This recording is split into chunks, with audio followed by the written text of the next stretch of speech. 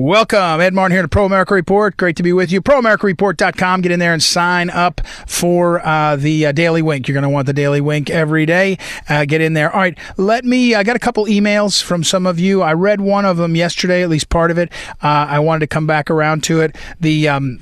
Because I got a follow-up. This is from my friend Sharon up in Maine, and she was talking about how she had a don't buy Chinese goods, her own personal boycott for a long time, and she even said she didn't care that no one else kept up. She kept doing it, and I got to tell you, one thing that we can do, and I've heard this from the administration folks, is continue to put the pressure on our policymakers on China.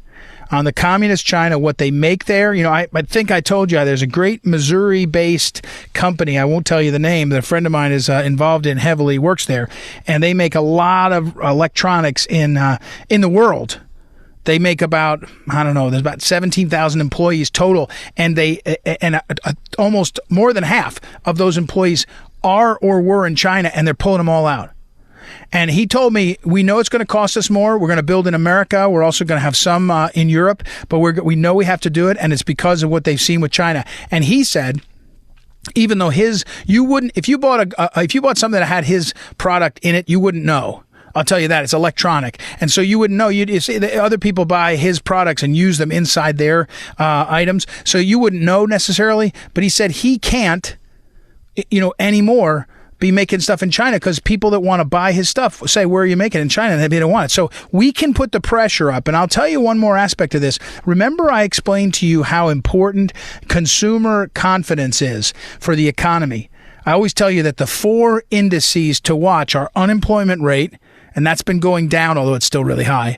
The Wall Street, that's been going up solidly. That's good.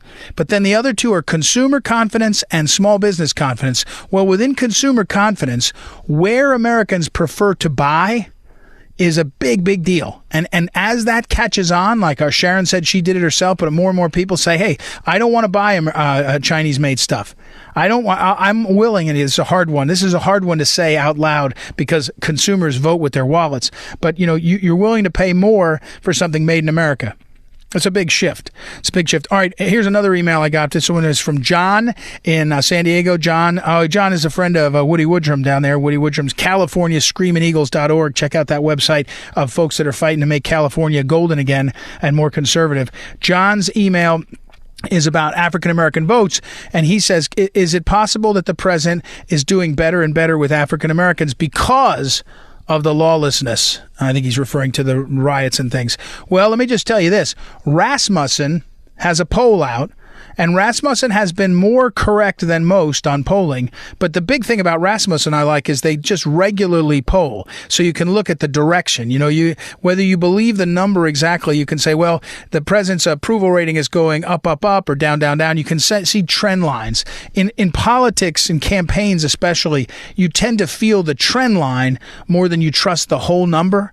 But here's what Rasmussen had. They've been tracking African-American approval rating of the president's job. So job approval rating. This is not would you vote for him. It's just job approval rating, but it's still a number that is interesting. And so for all-time highs now, for African-Americans, likely voters, people that are likely to vote, what's your job approval? What's your impression of Donald Trump's job approval? Strongly approve is 24% of African-Americans. Strongly approve of the job of Donald Trump is African Americans, 24%. Now, I won't tell you where or who, and it's not the Trump campaign, but somebody else that's doing polling told me that they had polling from Pennsylvania, and African Americans in Pennsylvania, likely voters, again, approval rating, I don't think it was strongly approval rating in general was something like 22%. If Donald Trump is getting at the polls, this is a long way off. But if Donald Trump ends up getting to the polls and gets 15, 18, 20% of African-American voters, he wins in a landslide. And of course, that's the reason is the sort of demographics or the way the electorate breaks out. But think about why. Not all African Americans are the same, right? This is one of the great racist tendencies of so much of the civil rights language. They pretend to speak for the whole movement. Every African American is supposed to be spoken for by Al Sharpton and Black Lives Matter. But there's a lot of people, by the way, of every race, that fit in different parts of the thing. And do you really think that the African-American community wants violence and rioting and looting? That's not a big number that want that. So I think the president's, his positioning, and before, of course, the great pause and the Wuhan virus, I would have said the president was going to do so well with African Americans because the jobs numbers were so good across the board. They were good for Hispanics, African Americans, whites, women, all these things, whatever, break it out wherever. The economic boat, the Trump boat the Trump surge had lifted all boats. Let me get to see if I get that right. And it made a huge difference. But look, Rasmussen is talking just about likely voters' approval rating of the president's feelings of approval. The president, 24% strongly approve African Americans. That's a big deal. It's a big number.